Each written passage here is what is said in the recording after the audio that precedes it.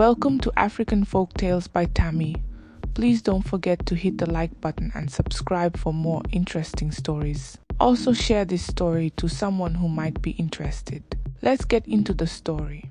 Prisca Okorie leaned back in her ergonomic office chair, gazing out of the floor-to-ceiling windows of her plush office at Ocean Vista Oil and Gas in Amoro City. The skyline stretched before her, glittering under the warm afternoon sun. As Deputy General Manager, Prisca had earned every bit of her success, overcoming years of challenges as a single mother after her messy divorce from Stanley Okorie. Today, whispers of her imminent promotion to General Manager filled the air, a reward for her dedication and competence. The buzz around the office was palpable. While some colleagues congratulated her in advance, others exchanged jealous glances, questioning how a woman with a complicated personal life had risen so high. Prisca ignored the chatter, keeping her focus on her work. Stella Oladapo, her diligent personal assistant, was by her side as always, organizing her schedule and filtering calls. "Ma'am, your 3 p.m. meeting has been moved to tomorrow," Stella said, placing a fresh cup of coffee on Prisca's desk. "Thank you, Stella. I don't know what I'd do without you," Prisca replied with a tired smile. Stella had been her rock, especially during the tumultuous years following her divorce. Prisca's 10-year-old son Samuel was her pride and joy. Bright and curious, he was everything to her. Balancing her demanding career with motherhood hadn't been easy, but Prisca had made it work. That evening, she left the office feeling hopeful about the future. Her life was finally falling into place. However, her world came crashing down the moment she stepped into her home. The house was eerily quiet, the usual sounds of Samuel's laughter conspicuously absent. Prisca called out to him, her voice echoing in the empty living room. Panic gripped her as she searched every room, her heart pounding louder with each passing second. Just as she reached for her phone to call his school, it buzzed in her hand. An unknown number flashed on the screen. She hesitated before answering, her voice trembling. "Hello," a deep menacing voice came through.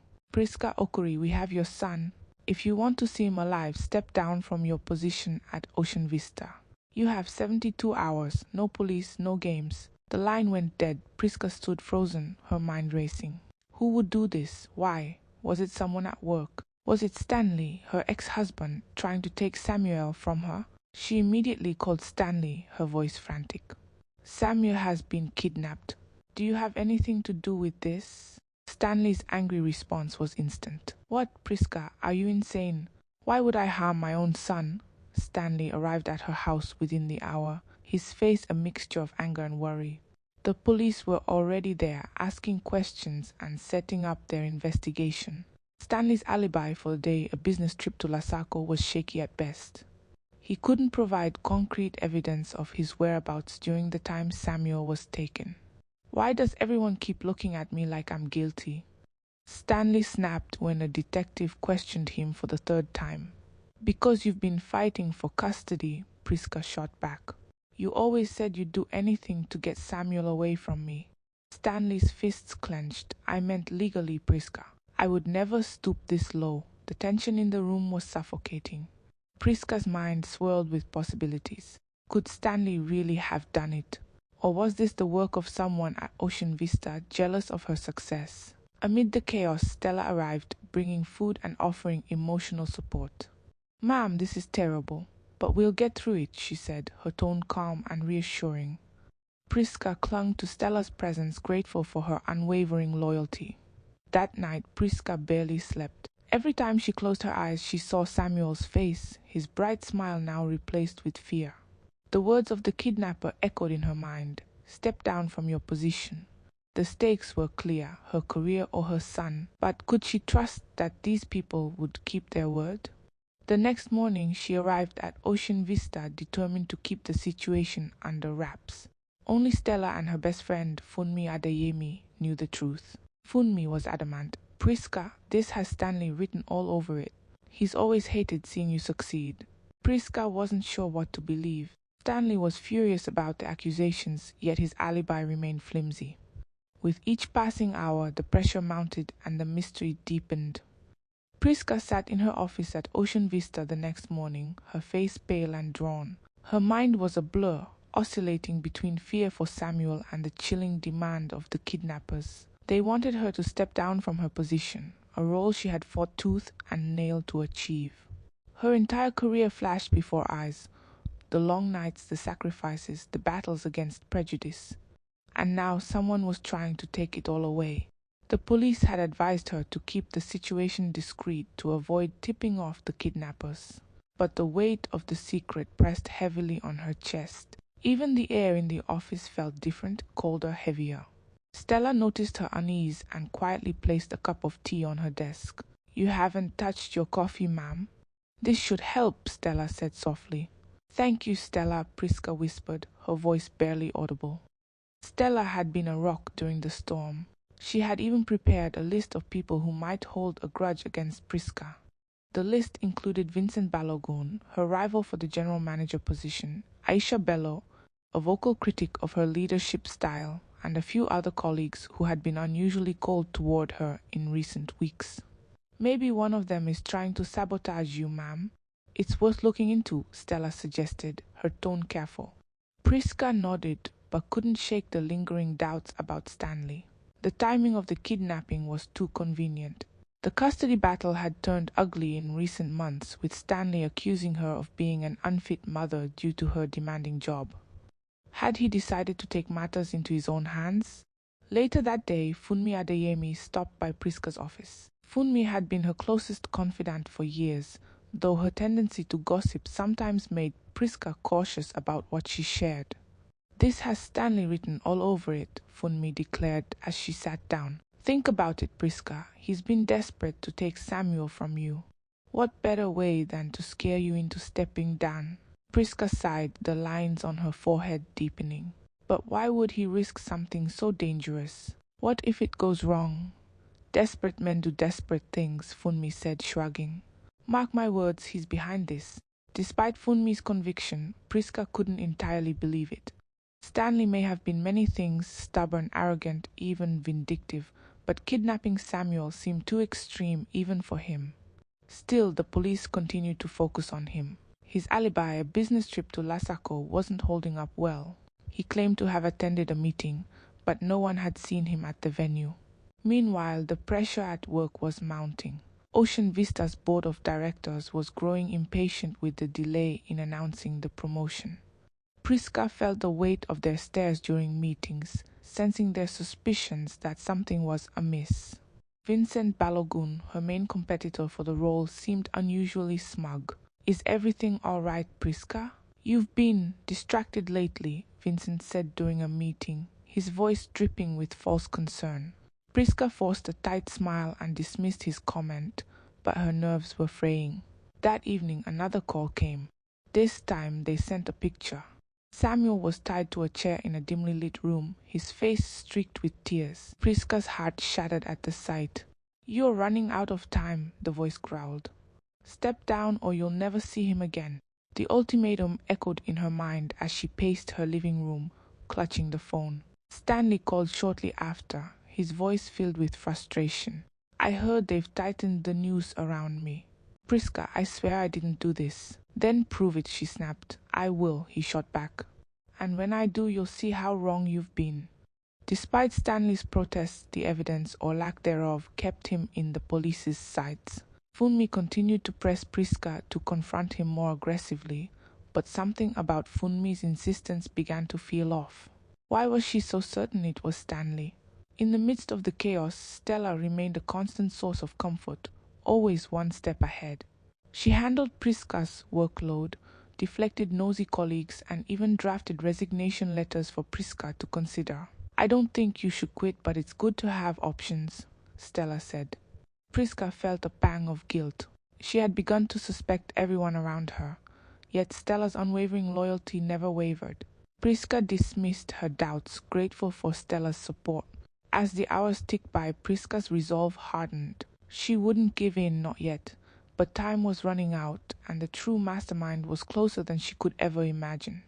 Prisca spent the night replaying the kidnapper's ultimatum in her mind, every word laced with dread. Step down or never see Samuel again. The stakes were unimaginable, and yet the idea of giving up everything she'd worked for seemed equally unbearable.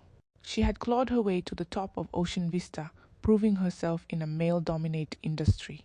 Now it felt like the world was conspiring to take it all away, piece by piece. The morning brought no reprieve. She arrived at the office, her face betraying her sleepless night. Colleagues offered polite nods, their smiles tinged with curiosity.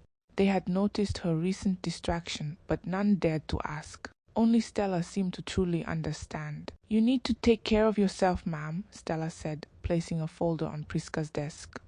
"If you break down, who will fight for Samuel?" Prisca managed a weak smile. Stella was right, as always. The folder contained updates on their projects, but Prisca barely glanced at it. Her mind was elsewhere on the list of suspects Stella had prepared. The police had intensified their focus on Stanley, grilling him relentlessly.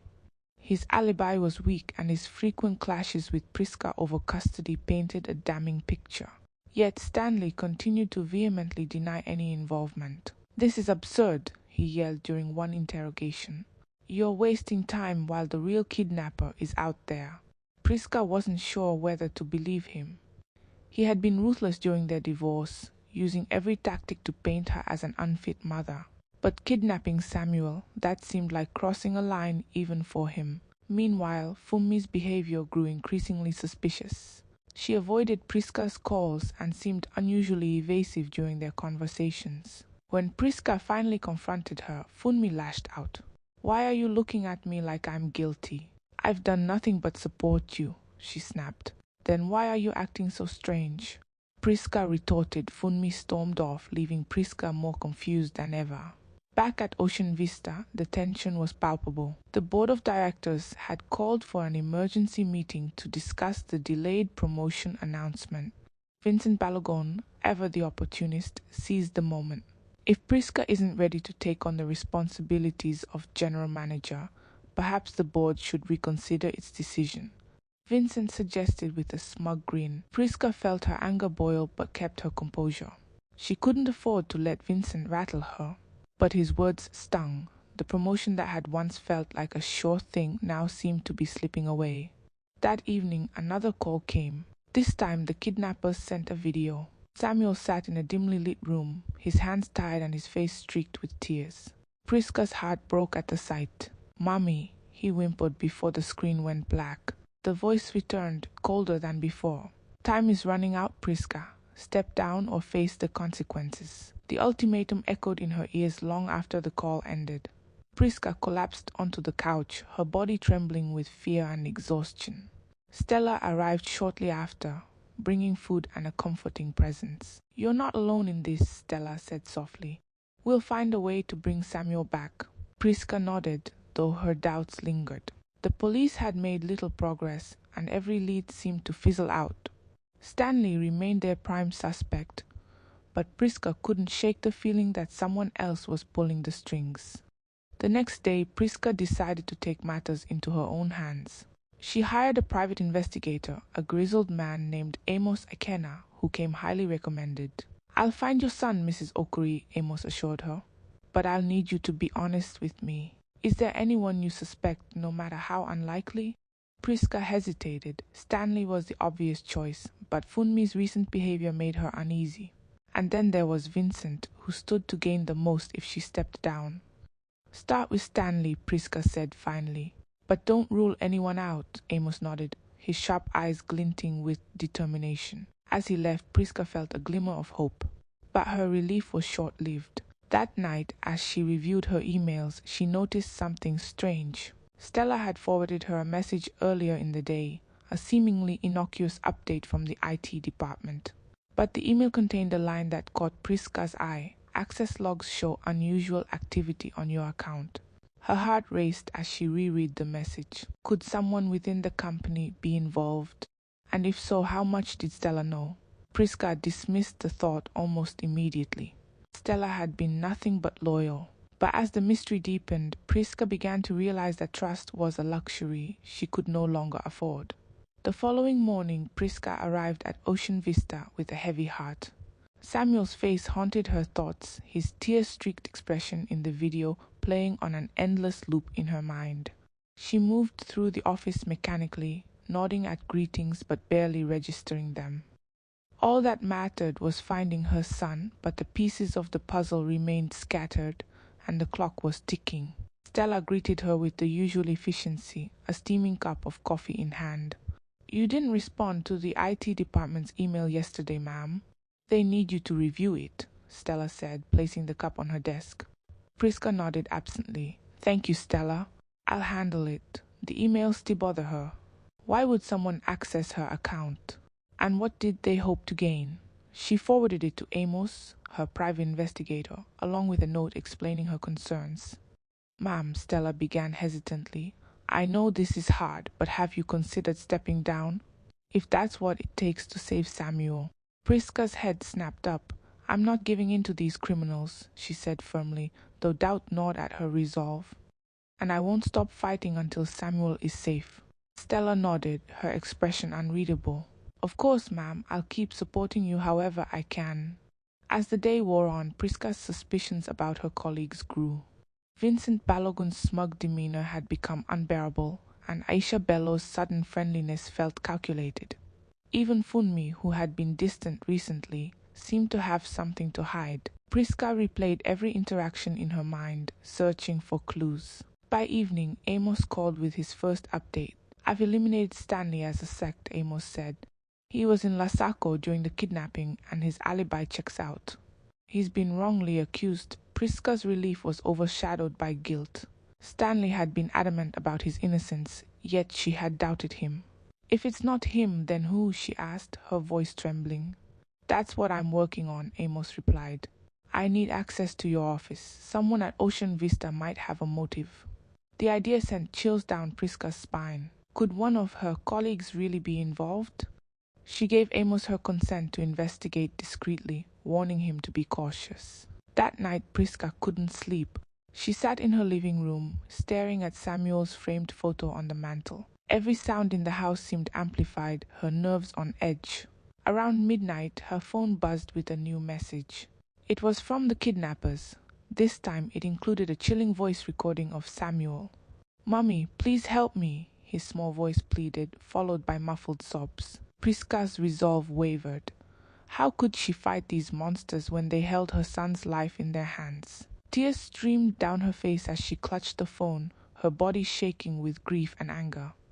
The next morning, Prisca met with Funmi, determined to confront her friend about her recent behavior. Funmi arrived late, her eyes darting nervously around the cafe. "Funmi, what's going on? You've been acting strange ever since this happened," Prisca said, her tone sharp. Funmi sighed, avoiding Prisca's gaze. "I didn't want to say anything, but I think someone at your office is involved." Prisca leaned forward. "What do you mean?" "Stella," Funmi whispered. "She's too close to you, too involved in everything." "Have you ever questioned her loyalty?" Prisca recoiled at the suggestion. Stella had been her most trusted ally, the one person who had stood by her unconditionally. The idea that she could be involved was absurd, or was it? Funmi's words planted a seed of doubt that Prisca couldn't ignore. Later that day, Amos called again. "Prisca, I found something. The IT department flagged an email sent from your account to an unknown address on the day of the kidnapping. The email contained your schedule and details about Samuel's school pickup time." Prisca's blood ran cold. "Who accessed my account?" "That's what I'm trying to confirm," Amos replied. "But it had to be someone close to you." Prisca's mind raced. Could it really be Stella? She dismissed the thought almost immediately. Stella had been by her side through everything. But the evidence was piling up and Prisca couldn't afford to ignore it. The following morning, Prisca arrived at Ocean Vista with a renewed determination. She needed answers, and she needed them fast. As Stella entered her office with the day's agenda, Prisca studied her carefully. There was nothing unusual about her demeanor. She was calm, professional, and attentive, as always. But for the first time, Prisca felt a flicker of doubt. Had she been blind to something right in front of her? Prisca couldn't shake the growing suspicion gnawing at her. Stella's loyalty had been unquestionable for years, but Amos's findings had planted seeds of doubt she couldn't ignore. If someone as close as Stella had accessed her account, it meant betrayal on a scale Prisca wasn't prepared for. Yet the thought seemed absurd. Stella had been her confidante, her strongest support through the turmoil. The day began like any other at Ocean Vista, but Prisca's focus was elsewhere. She met with Amos in a quiet cafe far from prying eyes. He had uncovered new information. The email sent from your account was traced to an IP address belonging to a public cafe, Amos explained. But here's the thing, it was sent using a device frequently connected to Ocean Vista's network. Prisca's brow furrowed. A personal device? Someone from the office, Amos nodded. I'm narrowing down the list, but whoever did this knew how to cover their tracks. It's no amateur, Prisca's stomach churned. Every interaction with her colleagues now felt loaded with hidden meaning. Vincent's smugness, Aisha's fake smiles, and even Funmi's evasiveness all seemed like pieces of a puzzle she couldn't quite assemble. And Stella, always there, always helpful, was suddenly the center of her doubts. Returning to the office, Prisca maintained her composure. Stella walked in with a list of updates as efficient as ever. Ma'am, the board is pushing for decision on the general manager position, Stella said. They're getting impatient, Prisca nodded absently, her mind racing.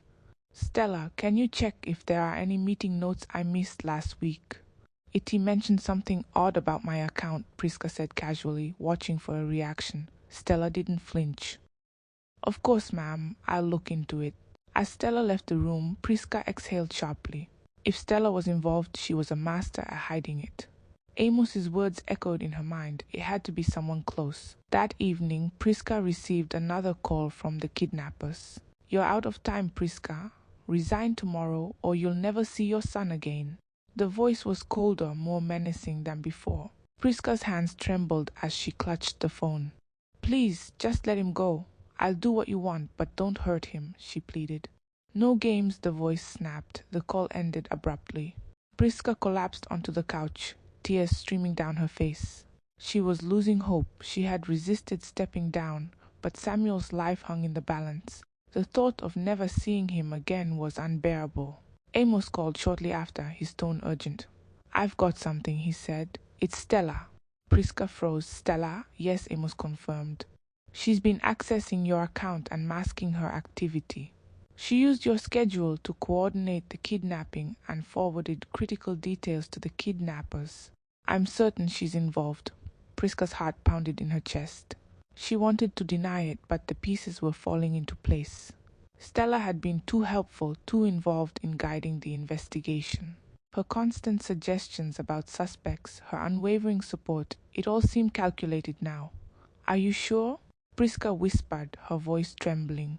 I'm sure, Amos replied, but we need proof to confront her. The next morning, Prisca arrived at work with a plan. She informed the police and Amos, who set up a covert operation to monitor Stella. Prisca acted as though nothing was amiss, even sharing coffee with Stella and discussing her options.